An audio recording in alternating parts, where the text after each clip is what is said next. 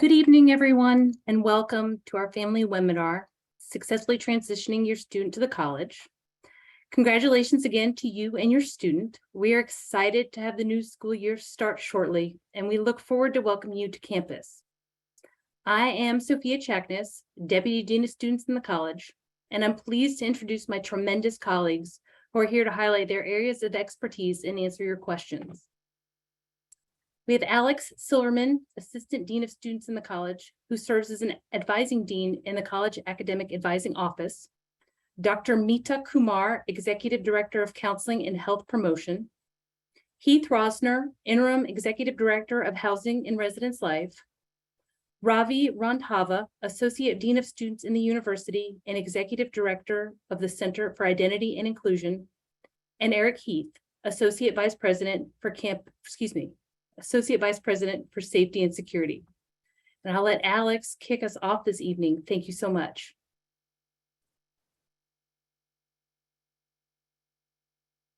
Hello, everyone. As Sophia said, my name is Alex Silverman, Assistant Dean of Students, and I help to run the College Academic Advising Office. I'm excited to talk to you about our office, how we help students transition to the college, and of course, to answer any questions that you have. I first want to say a little bit about what academic advising is and how it's conceived of at UChicago. So first, an academic advisor is a dedicated staff member, not a faculty member. And each advisor is a generalist in at least two senses. So first, each advisor works with students of all years and all majors. So each advisor works with a cross-section of the college to that extent.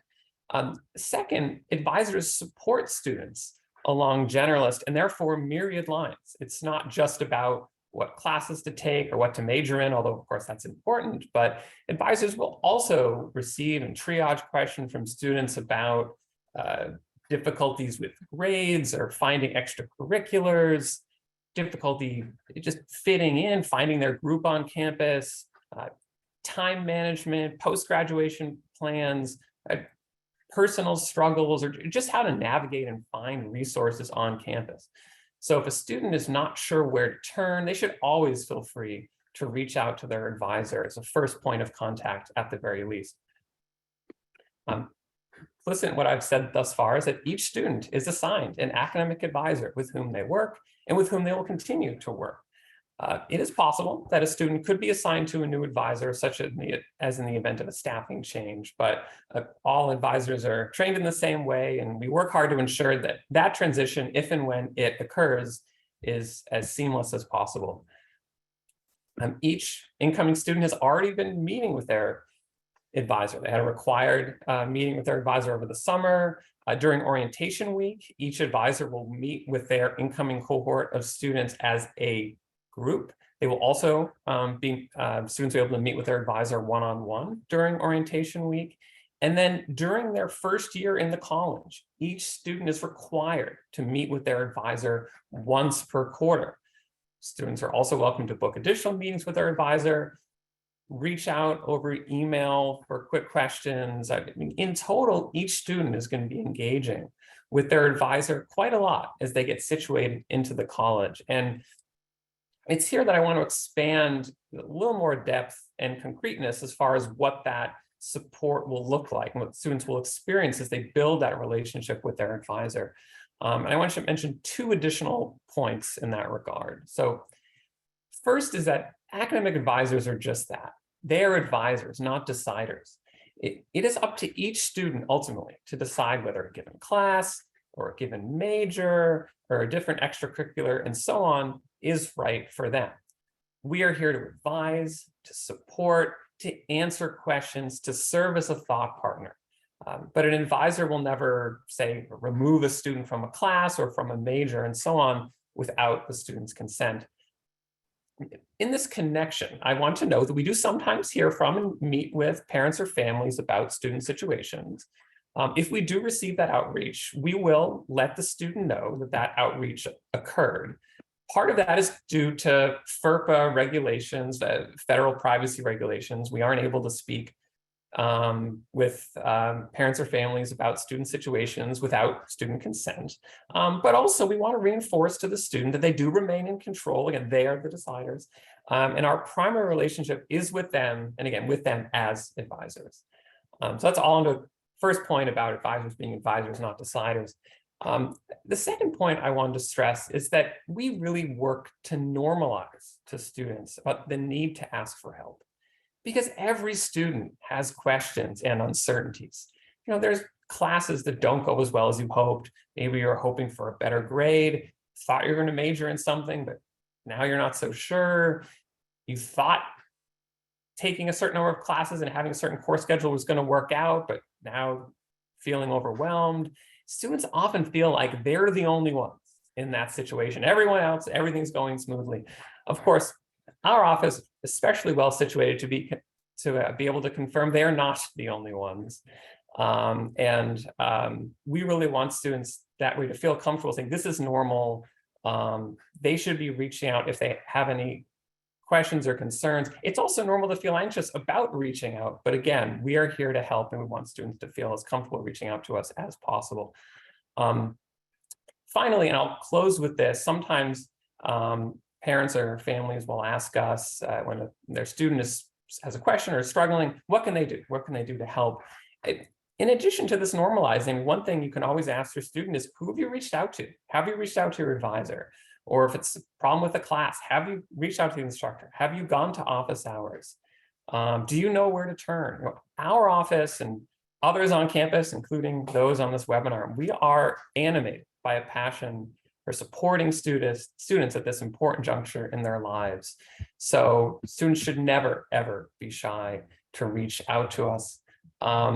You should also not be shy to come to our open house during orientation week on Wednesday, September 21st. We're excited to invite parents and families into our building during orientation week so we can talk to you more in person about the kinds of support that we provide to students.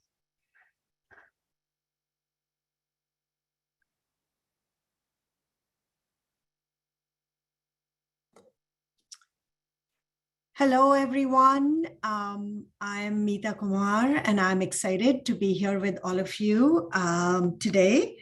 And I'm here to tell you about the array of wellness resources available to support your student through their academic journey.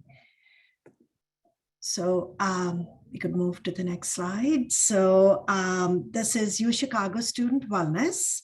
And we are here to provide students with comprehensive medical, mental health, and wellness services to support their academic, personal, and professional success. And this is really rooted in our belief that wellness is essential for students' academic success. We have a large multidisciplinary staff who are highly trained with diverse identities and specialties to really support the array of student needs that emerge during the course of their academic career. So to best serve the students, we are made up of 3 functional areas: medical, mental health, and health promotion. And I will go a little bit into each of these today. It's important for you to note that most of our services are covered at no cost for students who are actively enrolled in an eligible program of study. So next slide, please. I know you're receiving a lot of information, and if there's anything that I would want you to remember is the information on this slide. So our website, thewellness.uchicago.edu, has a lot of information. So please do learn more details about different services, different programs, how to access different services. Please make a note of this, and this is a great resource for you as well as your students. For your students, it's important to note that there is a student portal, the My.Wellness portal, and this is a one-stop shop that provides convenient access to make appointments, communicate with clinicians, access health records, and all registered students should already have an account. And then here are the numbers. So our main phone number is 773-834-WELL, and that's answered by one of our staff persons during business hours. But also important to note that because we know things come up after hours and weekend, that there is a nurse advice line that's 24/7. There's also access to a therapist on call, which is a mental health professional 24/7 for anything that students may want to discuss right away. And that's 365 days a year. And then there's also additional phone and video access available on demand through Timely Care. And then it's also important to note that the emergency services 911 and UCPD that are also available and accessible to your students right away. Next slide, please. So the first functional area are medical services. So this is a diverse interdisciplinary team of doctors, advanced practice nurses, medical assistants, and more. So this clinic provides primary and acute healthcare along with routine services such as physicals. We also provide gynecological services, lab testing, sexually transmitted infection testing, and also run an STI clinic. We also provide a variety of immunizations, including COVID vaccines and flu shots. There's also an interdisciplinary team that can assist with complex issues such as eating consults. And again, more information is available on our website. Next slide, please. So we provide high quality, accessible, and culturally sensitive mental health care to address a range of concerns. And I want to emphasize the range of concerns because we see students coming in for things like adjustment-related issues, managing stress, relationship concerns, to anxiety, mood issues, and serious mental illness. And we are always telling students no issue is too big or too small. So we see pretty much everything that students experience out there.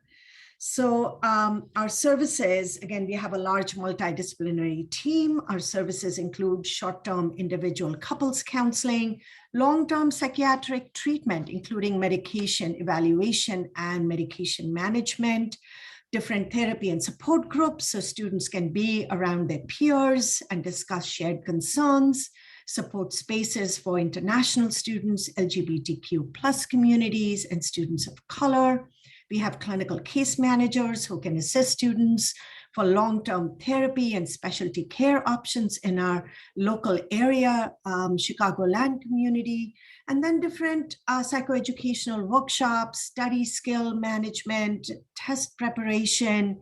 And then we have clinicians available conveniently located on campus in case students just want to informally drop in and have anonymous consultations with counselors. And again, more information available on our website. Next slide, please.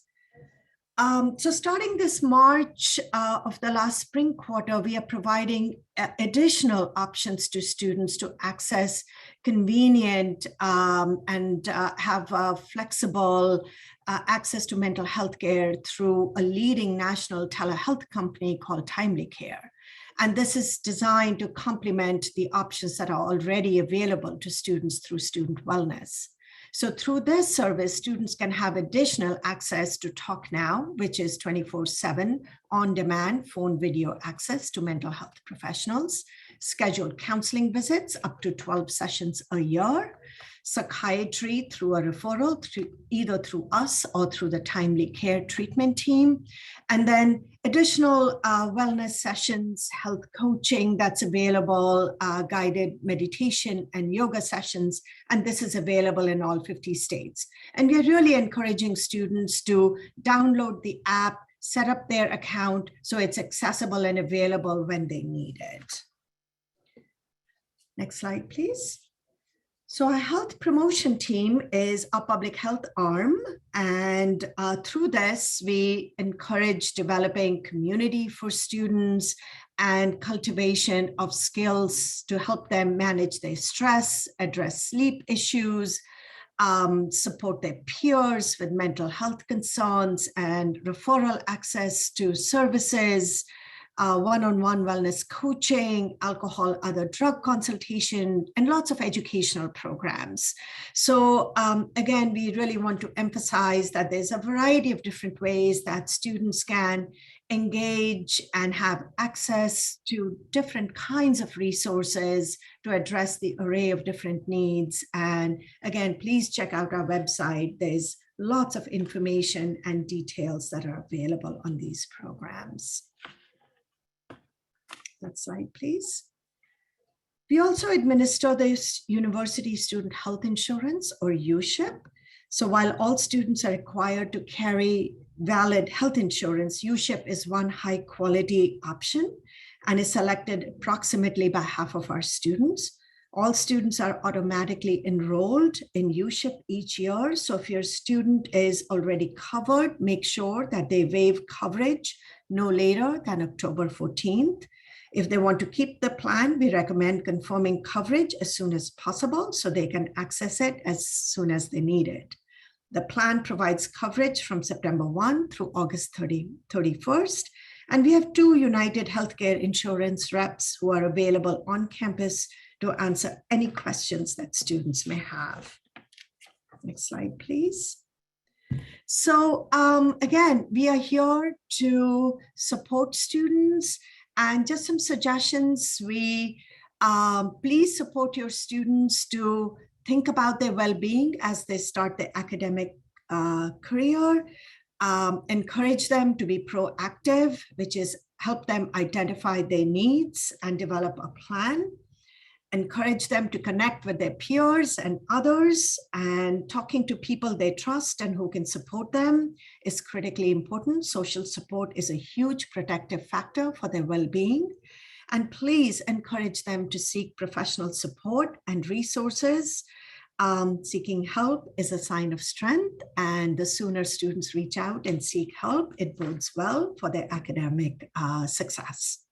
And lastly, here's our website again. Please make a note of that. Follow us, like us, follow us on our social media accounts. It's a great way to learn about the most up-to-date information about the goings-on at UChicago Student Wellness. We wish you and your students a great transition and a great experience and good health and success. Thank you.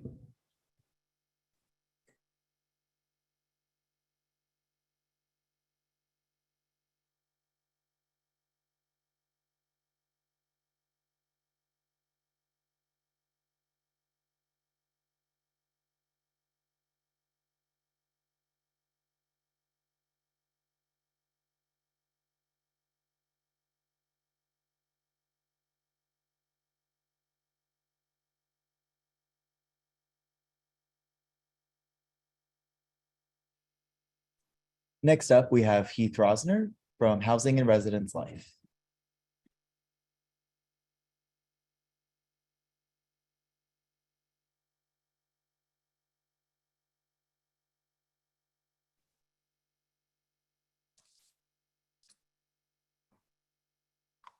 I'll be right there. I'm just really sorry. I don't know what happened.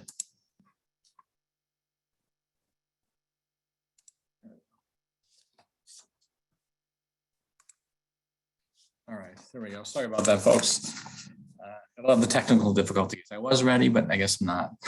So good evening, everyone, parents and families. Thank you for your time, and thank you, Sophia, for the warm welcome in the beginning. I'm Heath Rosner, Interim Executive Director of Housing and Residence Life. I've had the privilege of working in the University of Chicago for over 6.5 years, and the pleasure of working in higher ed for the past 18. I want to thank you in advance for your help in making Move In for the class of 2026 a smooth and smashing success. It's always an exciting time at the university, and when we once again be mindful of the post-pandemic world to ensure the safety of our students and their guests, we're very excited to have students return to campus and experience a robust community experience in the residence halls and the house system. My hope is to provide some useful information to you on Housing and Residence Life, how to thoughtfully partner with us to help support and successfully transition your student to the university through their first year in housing. As you're well aware, we've all been stretched and challenged in many ways over the past 28 months, and we'll continue to make adjustments as needed in many aspects of our work in housing and residence life. These changes, however, have not altered our commitment to foster communities designed and dedicated to supporting students through both wonderful and difficult experiences. Ordinarily, when we give this talk to parents of incoming students, we talk about 3 key aspects of support for your students' transition to college and dorm life: patience, boundaries, and non-judgment. I want to start with an important call to action to help transition your student in college life. I'd like to ask for your partnership in starting the year off thoughtfully, safely, and with a focus on helping out students make smart choices. While we are able to ease some of the restrictions that have been in place for the last 28 months, we're urging students to be thoughtful and responsible when electing to participate in large gatherings off campus and when they have visitors in the residence halls. The allure of the college party, especially to students who were denied many rites of passage over the past 3 academic years, is unmistakable. There is no amount of programming housing and residence life can provide in the residence halls that can or will compete with these offerings. Nevertheless, we will continue to try and know we are hosting countless programs for your student to enjoy. However, we're not naive. I'm therefore asking you to please, before taking leave of your student, talk to them about the privilege that they have of being able to reside on campus in a communal setting. All students will continue to be tasked with responsibility to help set the tone for the year and help enable thousands of students to thrive in their house communities. For our part, Housing and Residence Life will continue to provide communication to your student about what is happening on campus in our residence halls and our continued expectations for each student that lives there. We know that while things are challenging, this will once again be a challenging time of adjustment, and we are all concerned about how incoming students will adjust to campus life. We're focused on staying connected, providing resources, and developing rich house communities for everyone. And despite the difficulties we face, we know the University of Chicago housing experience is amazing and will continue to be amazing. The sense of community that is developed in the house is special, and we have the privilege of seeing students and staff come together to support one another on a daily basis. Specifically, in thinking about your student and their growth and needs as they move to campus, they will certainly need emotional support. College can be challenging, and for many, it's a time of confusing relationships, redefined friendships, academic pressures, and a period of transition. Many have a hard time at first, and this year will be no exception. Students have a tendency to call home when they're having an emotionally difficult day. Keep in mind that in our experience, many choose to share positive experiences with their friends and their peers, and a higher proportion of the negative experiences with their families, parents, and guardians. You can provide support and encouragement by asking your student to share some of their successes as well as their challenges. And remember that they are seeking a sounding board for their experience and not always necessarily action from you. Feel free to ask them if they talk to their resident head or resident assistant or resident dean or their college advisor. All can be sources of support and guidance for your student, and all are very aware of the resources that are available for students to use at the university.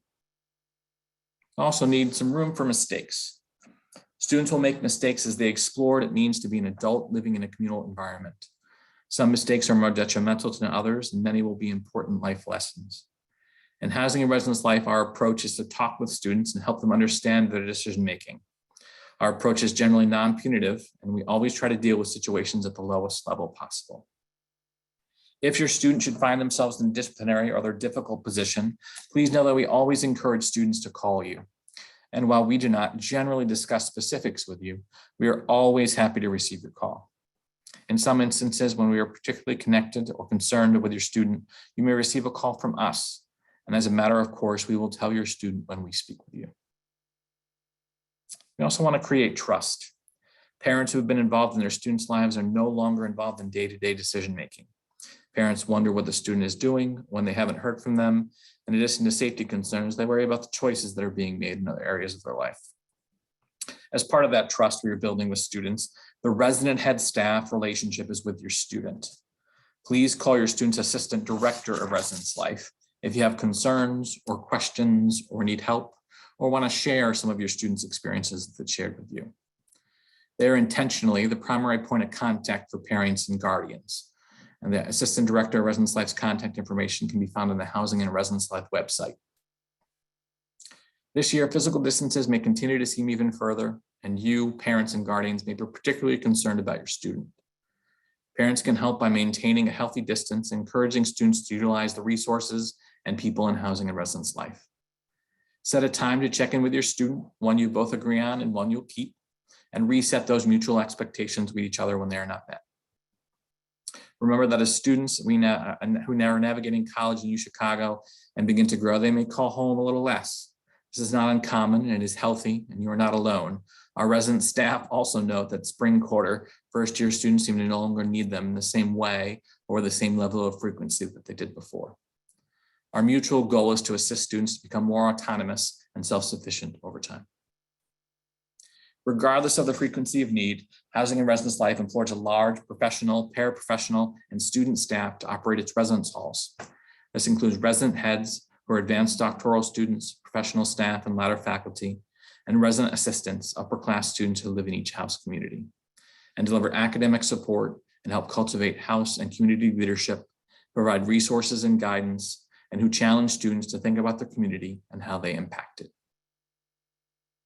We encourage you to talk with your student about the importance of taking responsibility for their experience in the hall.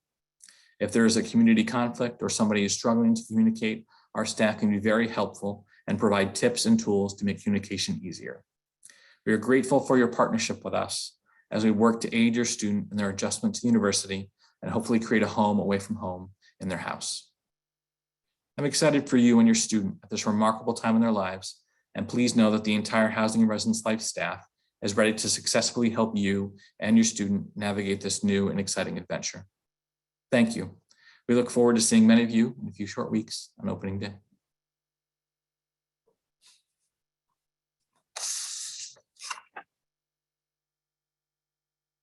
Good evening. My name is Ravi Ranthavan, and I lead our Center for Identity and Inclusion team. Next slide, please. The center is home to 3 student-facing areas: the Office of Multicultural Student Affairs, LGBTQ Student Life, and Student Support Services. These areas work individually and collectively to support students of color, queer and trans students, and FLY, or first-generation low-income and immigrants, including undocumented students on campus, and engage the broader community through educational programming.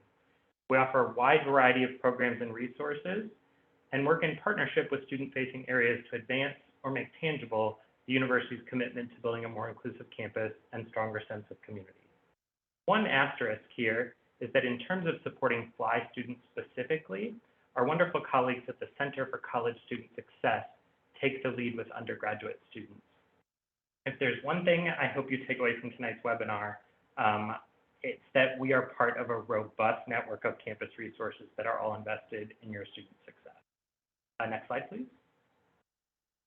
Got a dedicated full-time staff pictured here and a wonderful team of anywhere between 20 and 30 student employees, programming interns, marketing interns, peer educators that support all aspects of our work.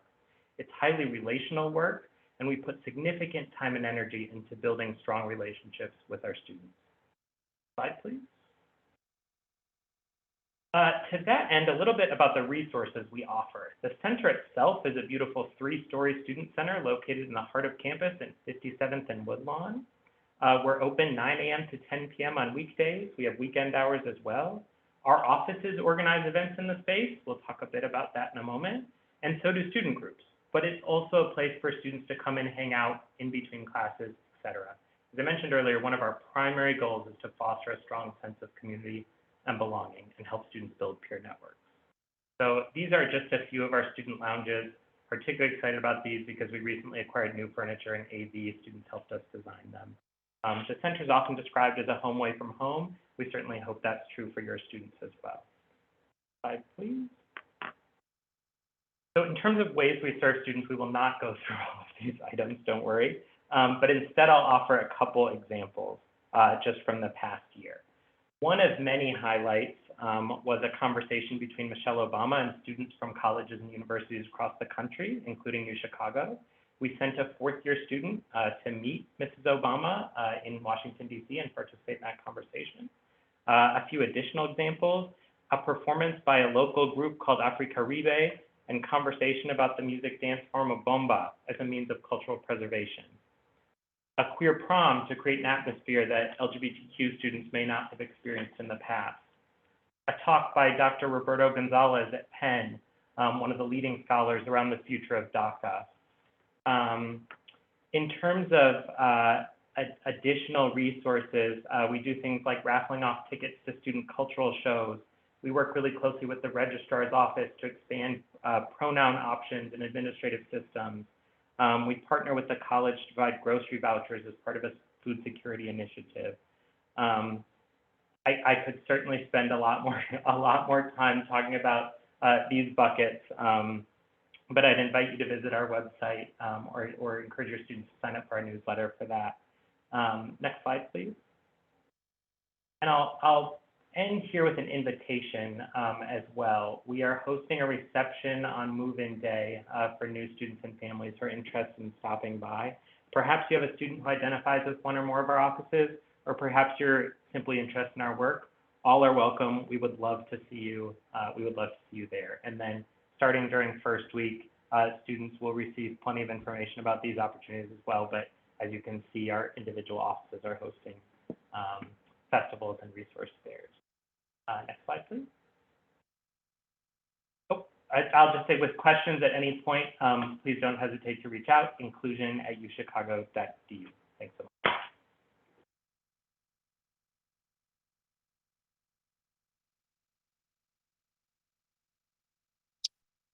Good evening, everyone. My name is Eric Heath, and I serve as the Associate Vice President for Safety and Security at the university.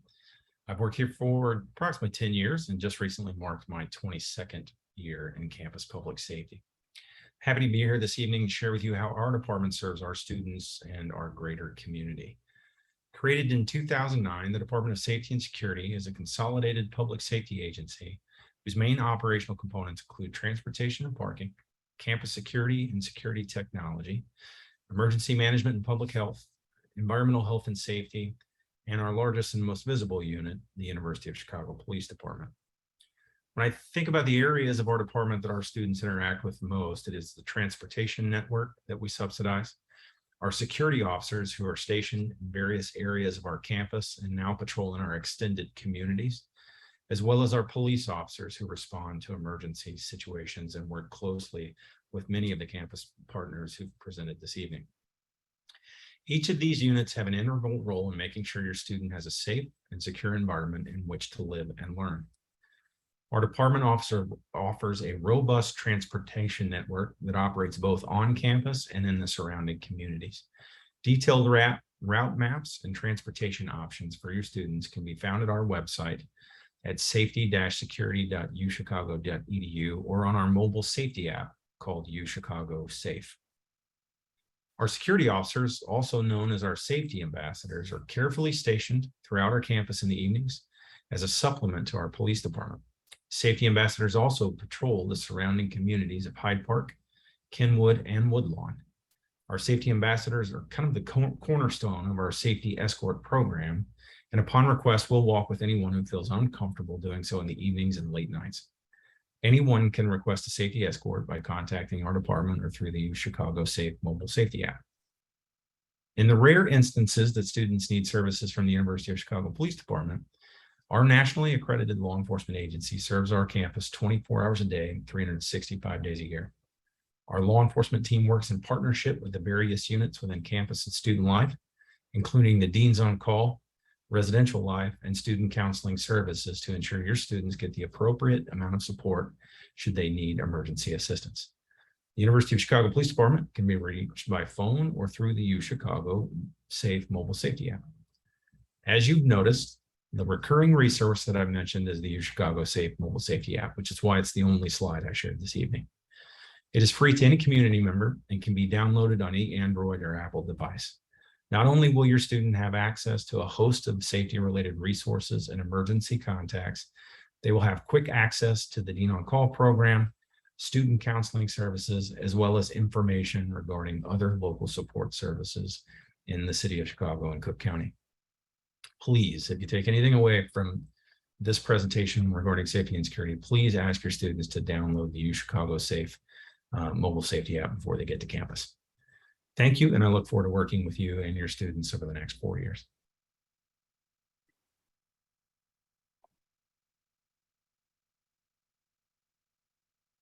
Thank you so much, everybody, for your contributions. There have been several questions, which I know folks are typing away furiously to answer. There are also some questions that were submitted in advance of this webinar, And so I will pose those to the respective areas for response, if that's okay. The first one is an advising question. So for you, Alex, if a student needs help with writing in particular, who should he turn to? Help with editing or someone to review that particular essay or paper? Absolutely, really good question. So there is a writing center on campus as a general point first that supports students with writing in myriad ways. Also, more specifically, each incoming student is in a humanities course during their first 2 quarters, and attached to that course is a writing seminar, which is run by a writing intern. So the humanities curriculum in the college is set up specifically to provide students with support, getting used to college level writing. So that's an inbuilt way in which students are getting support, but more broadly, the Writing Center provides additional support as well. Thank you so much, Alex. I'll push this one over to Eric Heath. Thank you. Can you articulate how the Lyft ride share program is working this year? Yeah, the current Lyft parameters that we had in place last academic year is going to stay in place this academic year. I suspect there will be future changes to that program over the course of the next couple of years as we improve and enhance our transportation network. But as it stands now, our UChicago shuttle system operates in a defined area in Hyde Park, South Kenwood, and a small subsection of Woodlawn that's kind of adjacent to campus. Anywhere within that geo-fenced area, students can take up to 10 rides via Lyft as an alternative or as a safe option for transportation, up to an amount of $15 per ride. So it is a complement to all of our other transportation options, which we have a bevy of, to include our shuttles, CTA systems, as well as divvy bikes, and a variety of different ways to get in and around campus. Thank you, Eric. Dr. Kumar, parent has asked, should my child get UChicago health insurance above what they have at home? Non-emergencies would otherwise have to get pre-approval. Do the majority of students accept UChicago health insurance? Again, if you have adequate coverage, you can waive the USHIP insurance. And again, please note the date by October 14th. And again, most of our services, medical, mental health, and all of the health promotion services are available at no cost to students. And the insurance is applicable for things like certain lab tests, as well as prescription medication. Thank you. Heath, housing question for you. How can we best prepare our child to successfully settle into their new dorm in college life? Any actionable tips would be greatly appreciated. No, I love, good question. I would say communication is really important with whoever you're going to live with. Talking about boundaries, guests, sharing each other's belongings. If they live in a single, what does that look like to be communal? Stopping in the lounge, eating at the house table, meeting the staff. The more, they'll get more out of the house experience if they take advantage of getting involved in some capacity. So things like house council, talking to their RAs about opportunities for trips or study break, getting involved in an RSO. We always want students to find their niche in some capacity. Most of them, it is in the house, but some of them, it's an athletic team, intramurals, RSO, some other extracurricular, but communication is key to successful roommate relationships. I can't say that enough. Most of the roommate conflicts we have are because students aren't talking to each other and sharing their frustration with whatever's going on in that living environment. Thank you. I will ask Mita. So if a student chooses to transition themselves over to USHIP, how do they transition prescriptions, et cetera, over to UChicago Health? And how do they help their student take control of their health for the first time?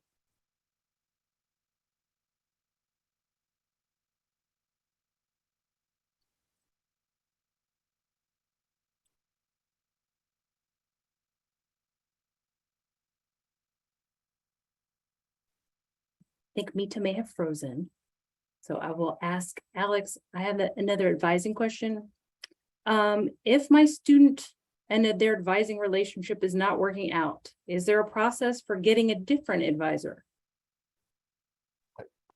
Yeah, good question. And yes, so if a student would like to request to change advisors, they should reach out to that general email address that I shared, or that was shared on the screen. But that's collegeadvising@uchicago.edu. And they can start that process through that means. I don't want to communicate that it would be guaranteed that the advisor change would occur. Sometimes there's a question of, well, how long has the student been working with their advisor? What is the situation? But yes, if the student were to reach out to that general address, they can petition to change their advisor. And there are advisor changes that are made through that means. Thank you so much. General question, I'll just throw it out. If my student has an emergency or needs to leave campus urgently to come home, with whom should they be in contact? That's a multi-pronged answer, I know.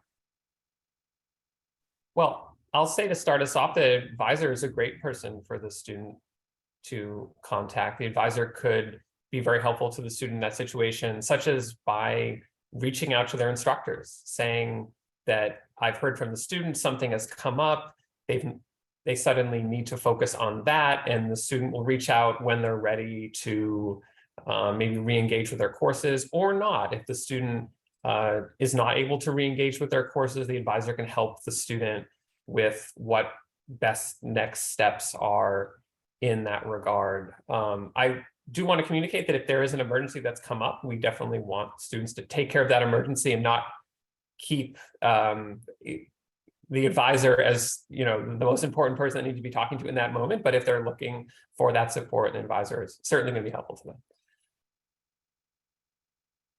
I'll also make a quick plug for the Dean on Call program, which can be accessed through the Chicago Safe mobile app that Eric talked about. Thank you.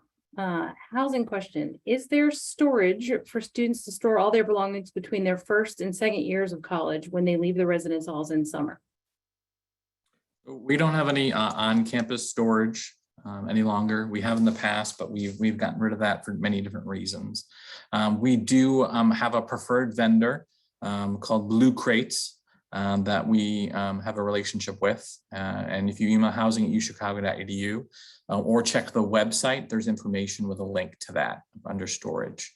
But they offer that to all our students. So they'll actually pick up and actually drop off blue bins in the spring quarter and pick them up after your student leaves and then bring them back. And they'll actually, our returning students, they'll actually be in their rooms when they arrive. So they actually do a nice service. You can also go with other outside companies in the Hyde Park or Chicago area as well for storage. Thank you. And this is one that I think also will have multiple touch points with each of your offices. Question was asked, what is the single mistake parents should avoid making during the first quarter?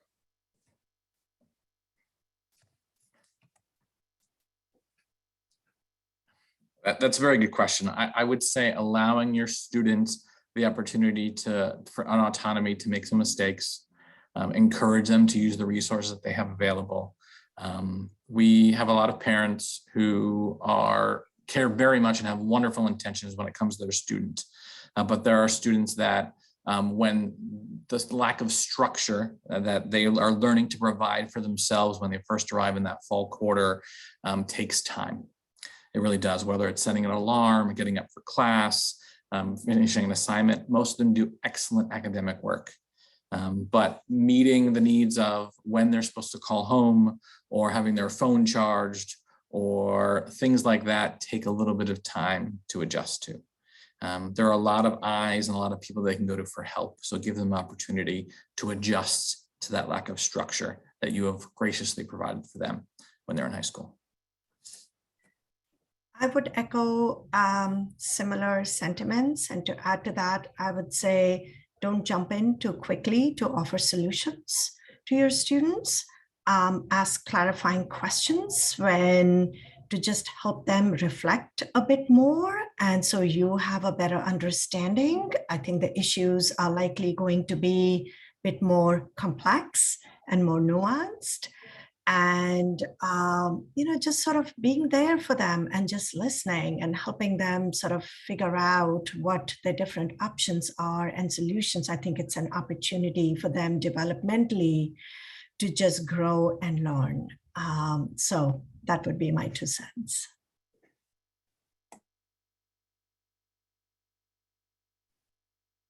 Thank you both.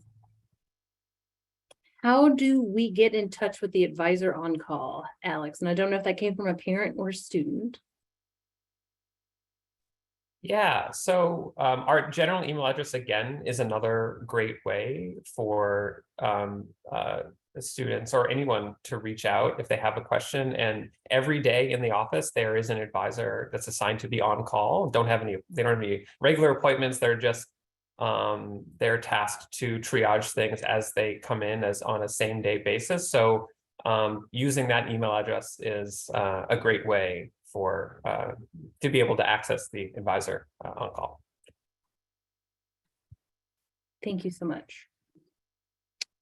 What activities and facilities are available for students over Thanksgiving and winter break?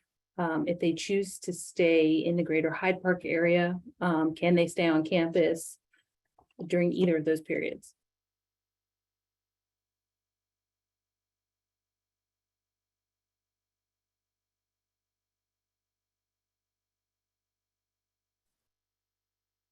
Heath, I'll push you first since these are first year students. One more time, Sophia, I was answering a different question. Oh, yep, sure, no problem. The question was about break periods of time. Specifically, they've asked about Thanksgiving and the winter break. What activities or facilities are available for students over either of those periods of time if they choose, can they choose to stay around during either of those periods? So Thanksgiving, our halls remain open. Thanksgiving break is longer now, but it is that we are open, and resident heads will actually be here eating the Thanksgiving meal with your student if they choose to stay. Whether it's international student or domestic student that's here that can't go home, we do. And we make it a point of that's one of the times that our staff are here to support students. It's actually very special on that Thanksgiving day. Some of them never had Thanksgiving before. Some of them have, and they're just missing home, but they have opportunities. They bake pies or food, or they have a really nice meal in the dining commons. But that week, our halls are open if a student wants to stay. For winter intern, which is about 3 weeks, students have to sign up in advance. During COVID, everything's been a little bit different, so we won't know which building is open. We have consolidated in past. We don't know with COVID what that'll bring, but we'll have at least one of our halls open for students to stay. But again, they have to sign up about a month in advance and let us know that they need to stay for break housing. Thank you. Eric, this one's sort of broad. It says, please discuss safety on and off campus and provide any safe, broad-based safety tips for students as they tend to be night owls and are out and about. Yeah, it's a very good question. I will tell you, campus itself is very safe. When you look at, the statistics that we report in our annual security report as a requirement of our Clery Act obligations, we compare with any campus across the country based on the numbers that those campuses are reporting. The simple answer off campus is we are in a major urban city. Chicago, it definitely has its challenges, not unlike many urban cities, and we're working with the city of Chicago and a variety of different stakeholders every single day to address those particular challenges.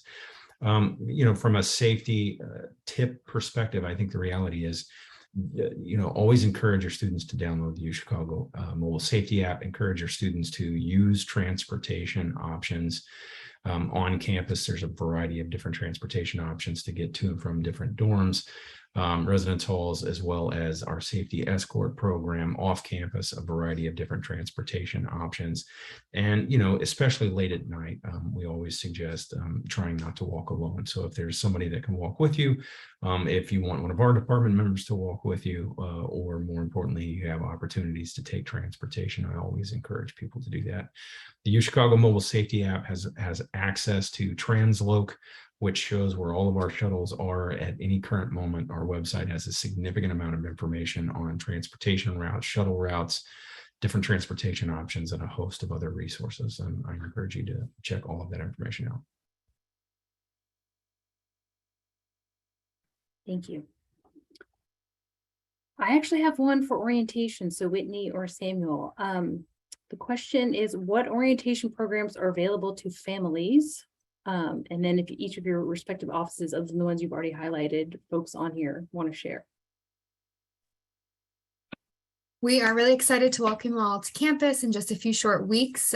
We are actually ready to publish the full schedule today, and families and students will receive a newsletter this evening with information all about college orientation and the events that are taking place.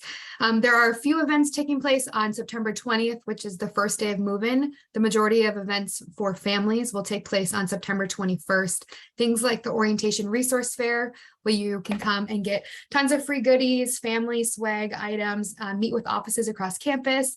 There's several open houses going on, like Ravi mentioned, for the Center for Identity Inclusion. Academic Advising has an open house. And then that afternoon, we'll celebrate the incoming students with the annual college's opening convocation, where students will hear from the president and the dean of students and process through campus and be greeted by our upper class students. And then we'll host a special reception just for families before you depart campus that evening, with snacks and goodies and drinks and a toast for farewell. Those are the main events for families for orientation. And then we encourage you all to save the date for Family Weekend, which is taking place October 14th through the 16th. Thanks, Whitney. I don't know if anybody else wants to highlight anything other or share any other pieces of information with regard to your specific areas. Sophia, I wonder if I can answer the question again. My apologies, my screen froze, all the tech difficulties. So I believe the question was about transitioning medication and care to student wellness around, I don't know, perhaps health, mental health. I think it's a great question. So a couple of,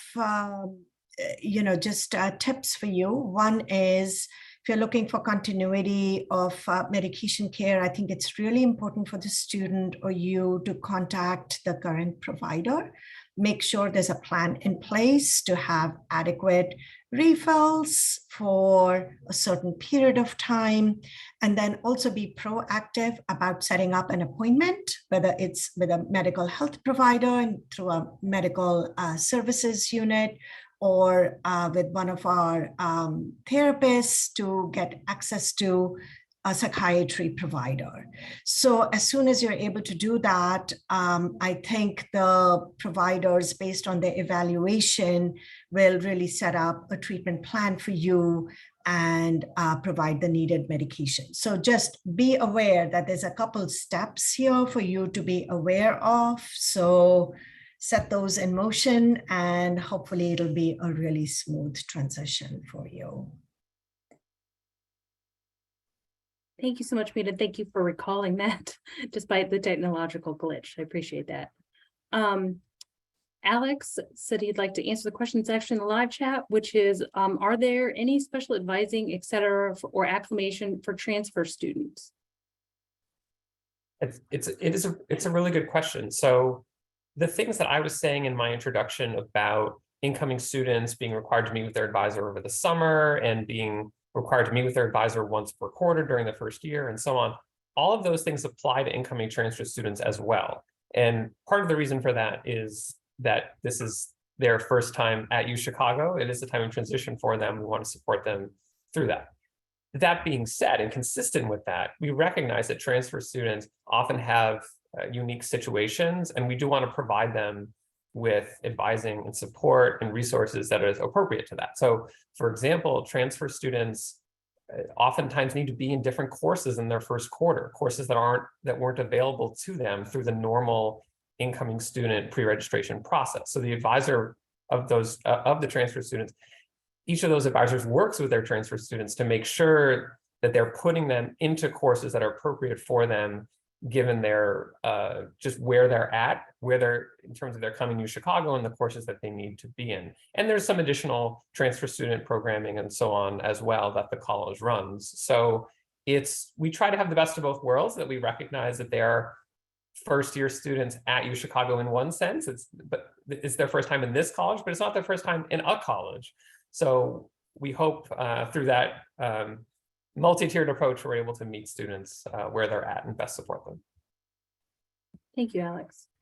There are a couple of questions that have popped up in the chat about COVID. And while we would all like to say fare thee well, I think it's appropriate that there's a couple of questions about should students and can students get the latest vaccine, a booster at Student Wellness? And if my student contracts COVID, what does that look like from an isolation standpoint if they're in the residence halls? So one for Mita and one for Heath. Yeah, I think they're in the process of figuring out access to the vaccine as it's just being rolled out. So please check our website for the latest updated information. It might be accessible through either UCM or through Student Wellness. I think that's still being worked out. So more to come. And again, the website is a great resource on the vaccine and flu shots and everything else. And for us, we will have isolation housing. It's in Stony Island, as well as isolating students in place, depending on the circumstance. More information will be given to students before they arrive. Thank you both very much. I am very cognizant of the time and be mindful. Samuel has a few last minute announcements. I want to say thank you all so much for your time this evening. I'm wishing you all safe travels, and I hope to see you in person in the coming weeks. Thanks so much to each of our panelists for being here today. I'm throwing the college programming and orientation website link in the chat. That is where you're going to find a plethora of things, including this webinar, which was recorded and will be posted very soon, as with all of our other webinars from this summer. And so we actually have another one coming up tomorrow for family members as well. You can find the registration on our website. It is regarding navigating campus opportunities, and copies of all communications that have been sent both to families and to your student are also posted on our website for reference. So if you have any questions about communications from this summer, please feel free to reach out to us. All of our contact information is listed on that site as well. Thank you so much. Thank you, Sophia, for being our amazing moderator, and to each of our panelists. Have a wonderful evening.